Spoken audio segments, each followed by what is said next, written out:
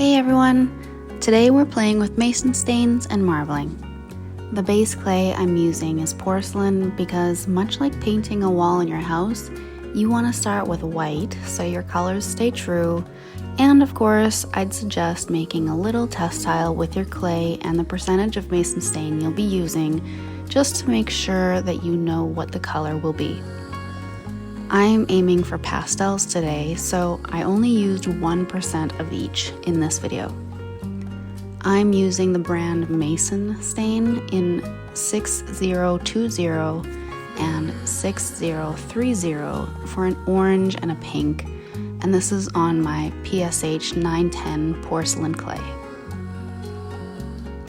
I wanted to play with mason stains as a way to achieve color without using glaze, but just know that you're trading one messy activity for another. The stain, well, it stains everything. It'll stain your wearboard that you wedge on, and I needed a hose with pressure to get the stain off of mine, so keep that in mind. Depending on how marbled you'd like your results, I would skip the wedging and instead do the slam and stack method before rolling out your slab, as I would have liked my results to have been less mixed. But if you like my results at the end of the video, of course, feel free to wedge.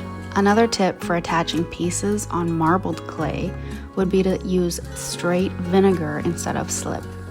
This is actually how I attach things on all of my sculptures, even if it's not marbled. The cleanup for mason stains can be a bit much, and you'll need to clean all of your tools between colors or going back to white porcelain.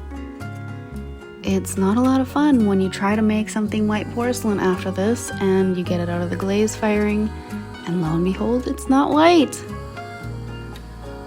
But all in all, I had a ton of fun playing with these mason stains. I've got a lot of other colors. I made a few more little monsters with just one color without marbling, and so far I think my purple is probably my favorite.